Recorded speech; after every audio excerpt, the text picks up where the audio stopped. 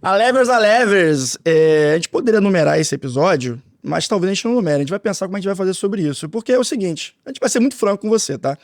A gente alugou esse espaço aqui, na Mux Produções, do Estúdio Rios, e sobrou tempo. E a gente tá aqui falando e aproveitando para fazer conteúdo, né, Priscila? É isso aí, Rodrigo. E trouxemos já uma convidada no dia de hoje. E agora a gente vai falar sobre a Leve de maneira mais aprofundada. Trazemos diversos especialistas, diversas pessoas que fazem parte do nosso ecossistema, mas talvez há muito tempo a gente não tenha tido a oportunidade de ouvir Priscila Spadinger falando aqui conosco. E por mais que ela tente negar isso, Priscila Spadinger é a alma do nosso ecossistema, da nossa iniciativa, de tudo que a Leve faz de transformação em tecnologia jurídica no Brasil. Pri, você é fundadora da Leve, né? Você criou a Leve, você teve esse insight lá em 2021. Qual foi a motivação que te fez sair talvez de uma espiral até previsível do mercado? Você já estava muito bem estabelecida no mercado. O que você fez tomar a decisão de encarar essa aventura? Olá, Levers! Olha só, eu adoro isso, gente. É com muita alegria que eu tô aqui com o Rodrigo. Gente, Rodrigo Ávila é uma coisa em podcast, gente. Ele senta na mesa e vai... Eu sou só teimoso, eu faço há muito tempo, só isso. Impressionante, eu só quero ficar no bastidor, vendo o crescimento de todo mundo. Eu acho incrível. Obrigada por essa oportunidade da gente conversar aqui. Tô super lisonjeada.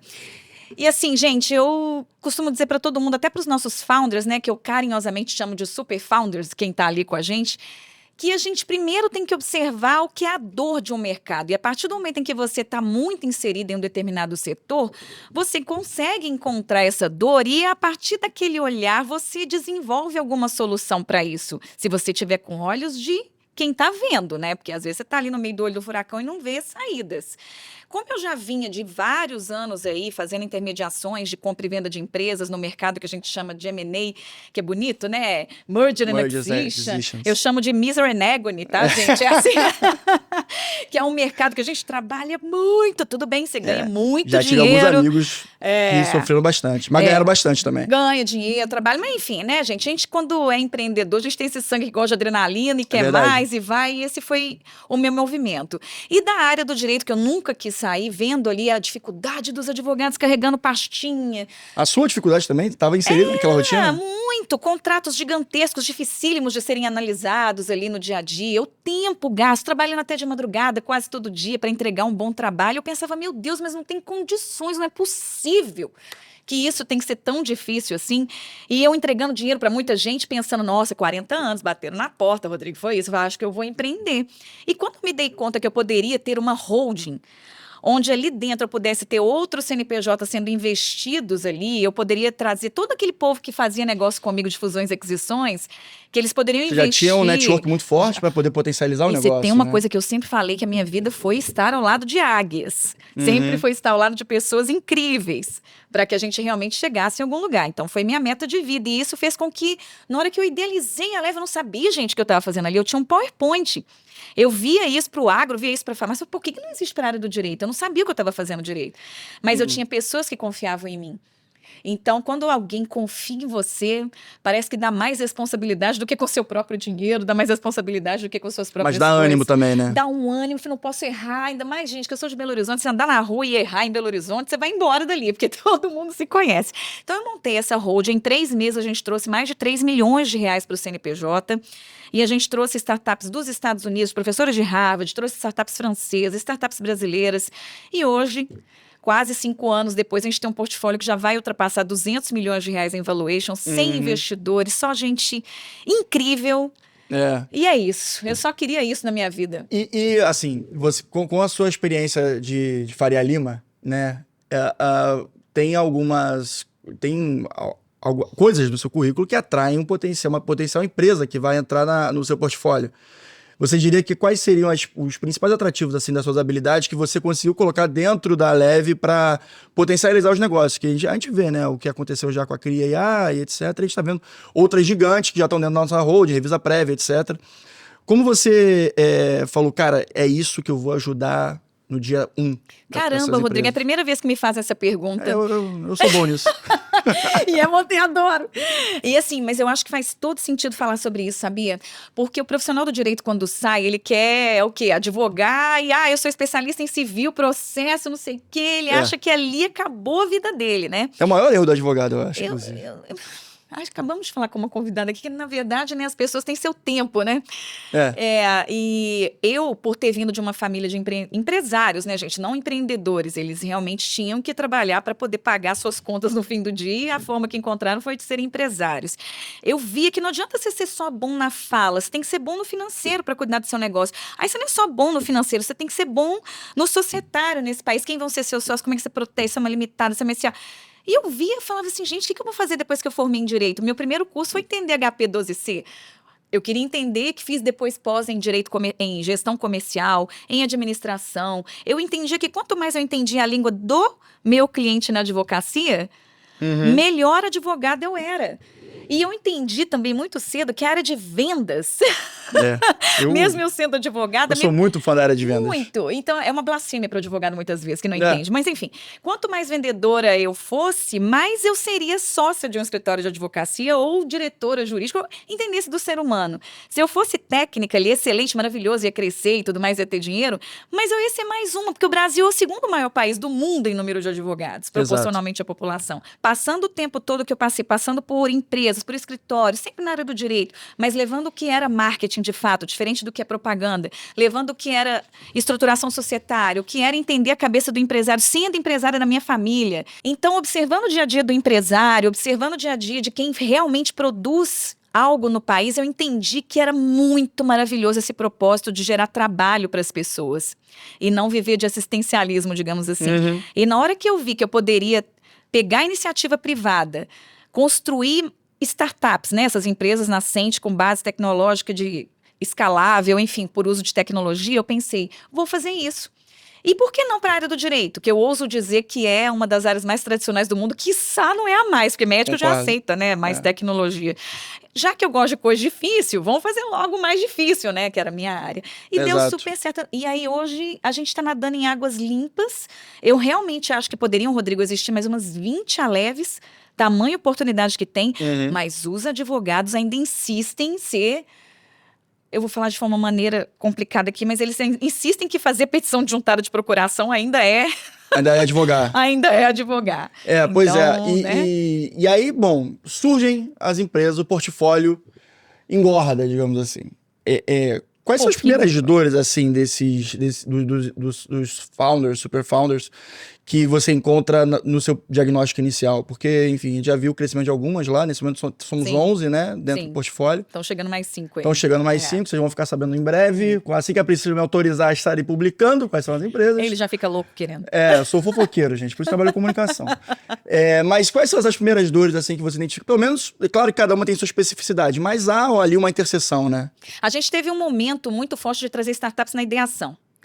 As dores naquele momento da ideação era: qual é o meu mercado? Quem é o meu cliente? Será que o meu produto está adequado? A dor era não se apaixonar pela solução e sim olhar para o cliente e fazer soluções para o cliente diferentemente. Então, a gente tinha todo um trabalho ali de assessment, Gente, esses termos são muito em inglês, assim, mas se alguém tiver dúvida... É linguagem, né? E aí você tinha que fazer sessões de business design, de product design, de design sprint, tudo para ensinar mesmo esses super founders, que são em sua maioria advogados, que sabem a dor daquele mercado, a serem empreendedores de uma maneira muito rápida, né? Que a gente tem que ter, a gente mexe com dinheiro de terceiros, a gente tem que fazer isso de uma maneira muito mais assertiva. Com o crescimento da Aleve, a gente percebendo que as startups estavam já evoluindo bem, com um faturamento já interessante, nós começamos a ser muito palatáveis, é uma palavra que eu gosto, muito palatáveis para empresas maiores que já estavam faturando. Hoje, toda startup, que ainda pode ser considerada startup, que é mais um mindset do que um conceito de que é empresa, né? Que estão chegando na Aleve já tem um MRR já superior a R$100 mil. Então, são empresas que não estão nascendo, que já encontraram seu mercado. Aí você pergunta, tá, mas e aí? O que você viu neles, né? Pô, não está nascendo, você é uma venture builder, você não coloca dinheiro nas startups, você coloca squads, trabalho, força. Rodrigo, por incrível que pareça, o que eu mais vejo é a solidão deles.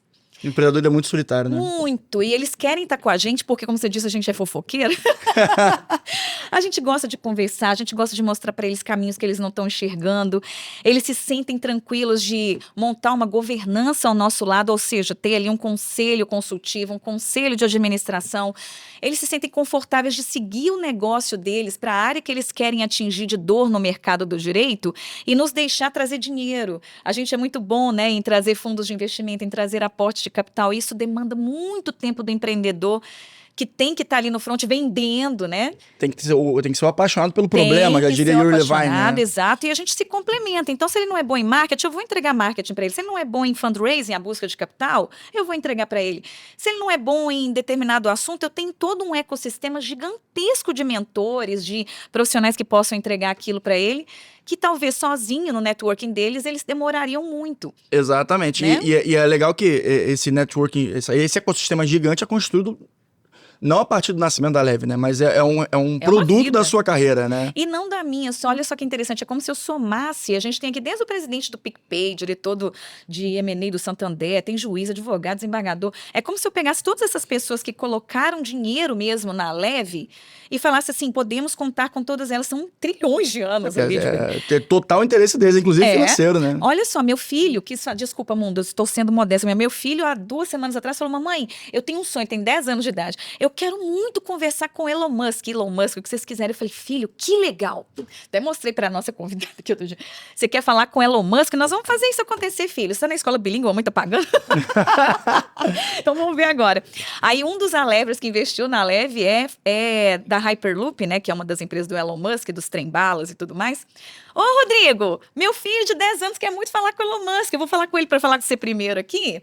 Depois a gente dá um jeito de ir nos Estados Unidos, apertar a mão e tudo mais. Meu filho quase desmaiou, começou a chorar na hora, assim. Uhum. E em fevereiro agora ele vai se encontrar com esse cara da Hyperloop para depois ver legal. Se vai. Eu não sei se eu quero colocar meu filho... Deixa eu... Isso aí é o poder do networking. É o poder do networking. Tem aquela lenda, não sei se é uma lenda ou é realmente um estudo que você está a 6 pessoas de distância. Eu já acho que são 2 ou 3, viu? De qualquer pessoa. Pode ter diminuído com a tecnologia hoje em dia. E as empresas chegaram, você implementou todos esses squads, tudo isso é feito.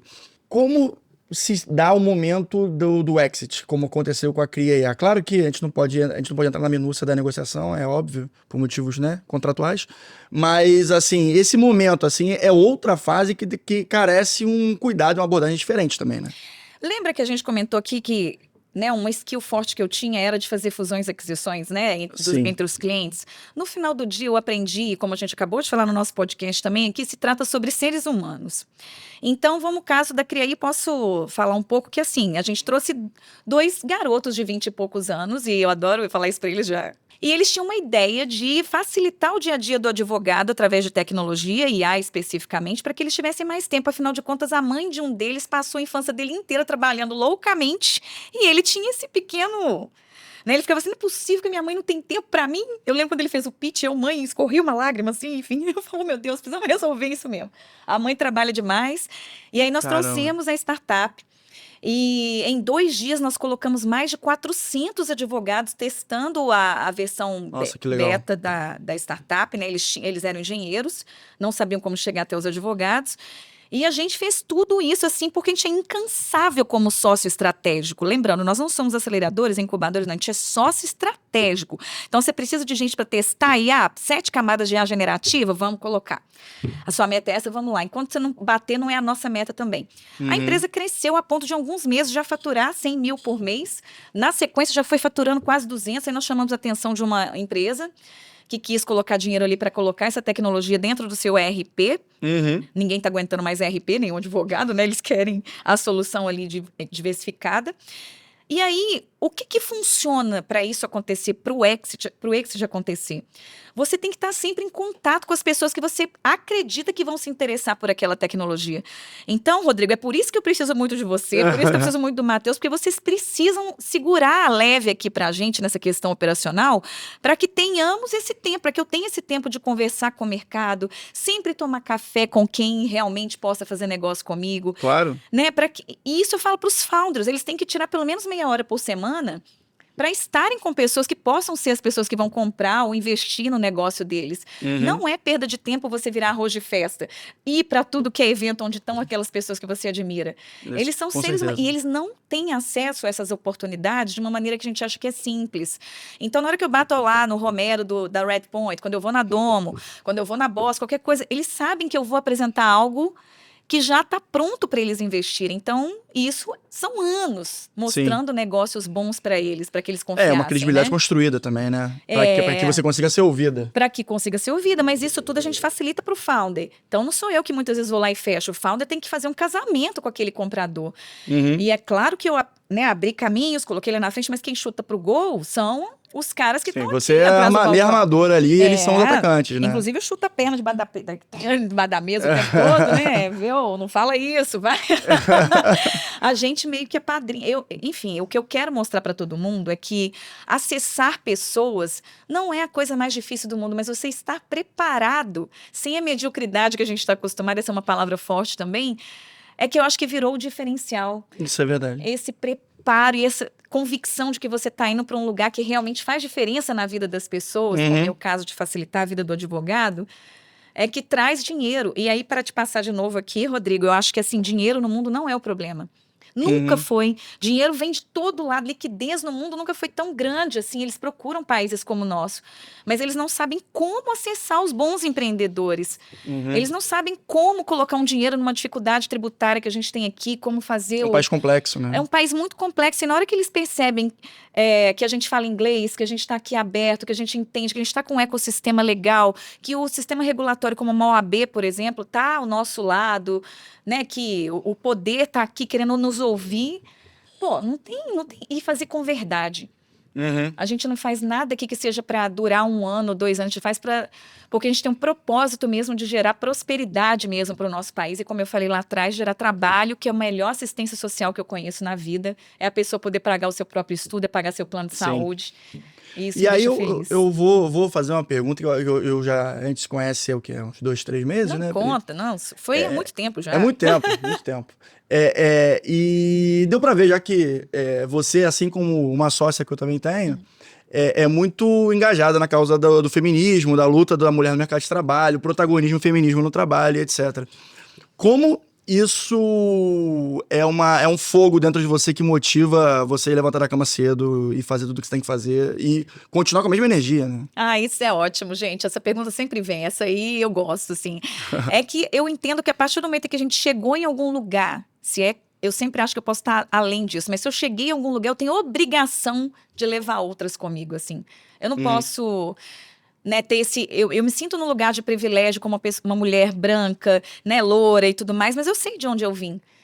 Eu sei que se eu não tivesse tido, entre aspas, as ajudas, né, fecha aspas, porque a gente tem que ser também merecedor dessas ajudas, né? Sim. Mas se eu não tivesse tido muita gente falando, você pode, você não chega em lugar algum, assim. Então, eu quero muito que outras mulheres tenham a plena absoluta certeza que elas podem. Hoje, de uma gama de 50 holdings como a Leve, que existem no Brasil, semelhantes, só 2 têm CEOs mulheres, diretoras mulheres. Isso é uma coisa que me deixa, assim...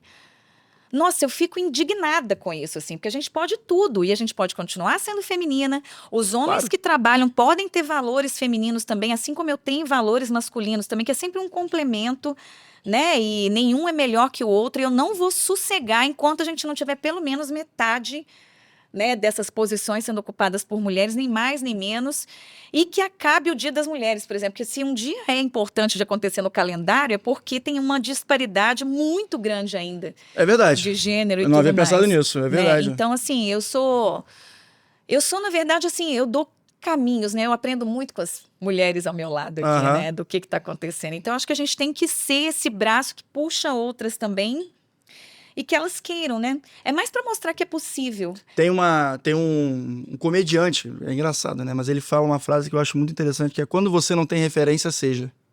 Olha aí.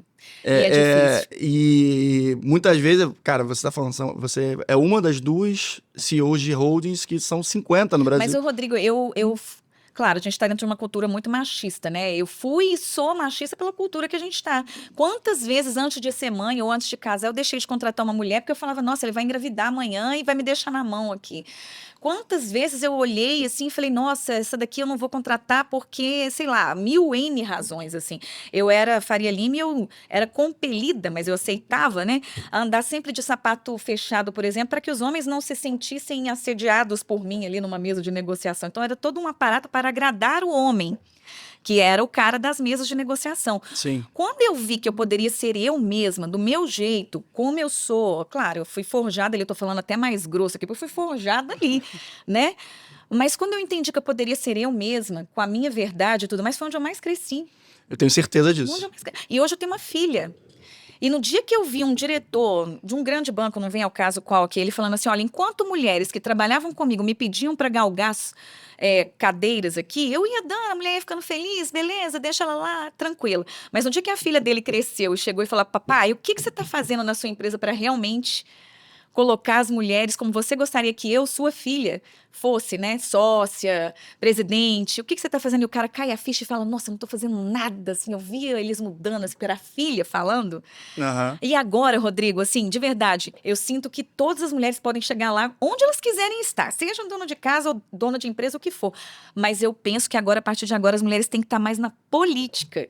E eu não sei ocupar esse espaço, eu estou aprendendo aqui ainda, né, para estar ali, para exercer mais políticas públicas e tudo mais, para que o que a gente acredita seja mais colocado em voga. Já ficou até, entre aspas, fácil ser numa empresa, você galgar postos assim, tem muito desafio comparado à ainda. política, certamente. Porque saiu uma notícia, se não me engano, na Forbes Brasil, que infelizmente o número de mulheres CEOs diminuiu de 2024 para 2025. Mas em contrapartida também, até que ponto essas CEOs não se tornaram também empreendedoras como você, que virou CEO da empresa que você fundou, e tocam negócios próprios. A gente viu no 17º Pitch Day a Marcela, cara, que incrível, fez o episódio 23 do Conversa Leve. Cara, ela, na minha opinião, assim, foi o melhor pitch. Foi o melhor pitch porque ela tem um negócio assim, ó, cara, na mão. Na mão. E você vê, cara, aquilo ali é o protocolo. Super profissional. É o pitch nota 10 ali. Ela seguiu, ela ticou todas as necessidades do também, pitch, né? Ela passou também por todas as fases de construção, ela participou de hackathon, eu fui da banca que aprovou.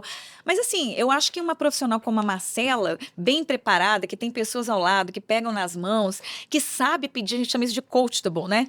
Eu não sei, me ensina, Rodrigo. Sim, precisa saber aprender, né? Exato, não chega com todas as certezas, chega com todas as dúvidas, são as pessoas que mais evoluem, assim. Nós aqui, a gente aprende um com o outro o tempo inteiro, Nossa, né? direto. O tempo inteiro falando, não sei, me ensina. Então, assim, o mundo hoje, ele tá muito receptivo para as mulheres. A gente tem que saber aproveitar esse gap, assim. Eu tenho sentido mais mesmo, eu tenho sentido mais. Eu tenho 44, eu sei como eu tenho sempre esse medo de viver numa bolha e não enxergar, e talvez a minha bolha não ter essa leitura do que realmente acontece no mundo. Porque, como você falou, graças a Deus a gente vive num espaço privilegiado. Mas a gente também tem que observar também que talvez o início de uma mudança venha dos nossos espaços mesmo, O início né? de uma mudança é sempre educação. Então, assim, eu sou de comunidade. Minha família é extremamente simples, assim. E o que eles me deram com todo o dinheirinho que eles tinham lá foi educação. Então, se eu cheguei em algum lugar hoje que eu posso dizer que eu posso ir muito mais, até falar com o Elon Musk, foi porque eu estudei muito, aos trancos e barrancos, não só aqui fora, continuo estudando, não vou parar. Então, assim, se tem uma coisa que nos faz, né, galgar, realmente furar essa bolha, é isso. Mas como eu já passei por todos os estágios de pobreza, de tudo, e sei que não é fácil realmente, você tem que encarar aquilo e, às vezes, até jogar o jogo. Eu já saí para fumar charuto com os homens que tomavam decisões. Você não gostava de charuto? Não, fumei charuto. Eu gosto de charuto. Eu sou vascaíno com Miranda. Aí, né? ó, vou lá ver o Flamengo, vou lá ver alguma coisa. Você tem que saber jogar esse jogo. O Lula não coloca uma mulher no Supremo, talvez, aqui, né, como negócio, porque ele não convive com as mulheres que poderiam, talvez, ser da confiança dele para estar ali. Talvez. Né, tem o clubinho, e é muito fechado o clubinho dos homens. Mas as mulheres também estão começando agora a fazer os seus clubinhos. Eu tô vendo muito isso. Essas comunidades femininas, né, que ficando cada vez mais sólidas, exato. né? E se uma comunidade mesmo, se ajudando, para cada uma crescer. Culturalmente, as mulheres já estão se ajudando muito mais do que eram 10, 15 anos atrás. É verdade. Existia essa rixa que o próprio machismo considerava que, né, que a gente tinha que ser essa rixa uma com a outra para poder crescer e tudo mais. E uma pessoa de sucesso, ela eleva uma outra pessoa. Você só é retraída e tudo mais quando você não está ao lado das pessoas que realmente já chegaram onde você quer chegar. Então, escolha onde você vai estar. Não tá bom, ali sai. Assédio foi o que eu mais sofri na minha vida. Nossa Senhora. Que eu mais... A gente tem episódio aqui do podcast só de mulheres contando, né? Diretoras e tudo mais, os assédios que elas sofreram, as coisas todas terríveis para chegar onde estão. Mas é um mundo assim, né, Rodrigo? Então, depois a gente grava um outro só para poder falar isso também. Exatamente. Mas então vai que estamos aqui chegando no finalzinho. 2026, estamos no dia 5, né? De 2026, de janeiro. Que ano esse, viu? Eu quero saber o que você enxerga aí para o futuro do nosso mercado. O futuro da Aleve neste ano é consolidar o portfólio, realmente com as startups que a gente entenda que são as mais powers e que a gente consiga, de fato, entregar um ótimo resultado para os nossos investidores aqui que apostaram com a gente lá atrás, há 5 anos atrás, e que a gente realmente tenha aqui um mercado maior, mundo mesmo de legal techs. Então, a gente tem intenção ou de trazer uma corporate para a Leve, ou de realmente fazer uma operação maior de fusão e aquisição aqui dentro, ou de vender startups que já estão prontas num pacotão, né? A gente tem 3, 4 aqui que já poderiam ser vendidas lindamente no mercado, que é o nosso mercado, né? A gente pode... Holding é para isso, é para nascer, crescer e ser vendida. Sim, perfeito. Né? E aí, depois disso, aí os planos são gigantes, eu não posso contar aqui ainda. Mas, quem sabe em 2027. Nosso objetivo aqui esse ano é remunerar e muito bem remunerar os nossos investidores. Fazer valer, né, a confiança e o investimento deles lá no começo, né? Que só acontece porque as startups prosperaram. Exatamente, graças à sua liderança e o apoio de todo mundo ali. Pode até ser, gente, mas é um aprendizado todo dia, a gente aprende Mas eu acredito que a liderança é justamente isso, Pri. Eu acho que um líder que tem a capacidade de aprender também, não só delegar e exigir, eu acho que é o que faz um ambiente ser mais saudável e também com uma capacidade de desenvolvimento, né? Eu só não queria fazer o que fizeram comigo, no mais. Mas olha isso, cara, você começar um negócio tendo certeza do que você não quer fazer... já é ótimo. Já é ótimo, cara. Já é ótimo, igual relacionamento, né? Já sei que esse tipo aqui não quero. Exatamente. Pri, obrigado por ter batido esse papo. Amigo, vou aproveitar isso em todos os cortes aqui do nosso Instagram. E, cara, eu acho que o mercado merece te ouvir mais, sabia? Meu Deus, gente, eu tô aqui só querendo realmente que todo mundo fique incrível, que todo mundo saiba que pode chegar onde quiser, que o limite é a sua cabeça. E porque eu trabalho com pessoas como você aqui, Rodrigo, é que dá certo. Obrigada, parabéns pela sua postura e bem-vindo à Leve, que você tá recente aqui, né? Recente. Mas é uma honra muito bacana estar aqui com você, viu? Obrigada. Então tá bom, gente, olha só, mais um episódio aqui que foi um bate-papo, uma coisa mais descontraída, menos roteirizada, mas eu acho que muitas vezes alguns diamantes a gente consegue pescar de uma forma mais espontânea. Obrigado para vocês que nos ouviram, deem um like se curtiram esse papo e se vocês quiserem ouvir mais podcasts da Conversa Leve, sabe muito bem onde nos encontrar. Um grande abraço e até a próxima.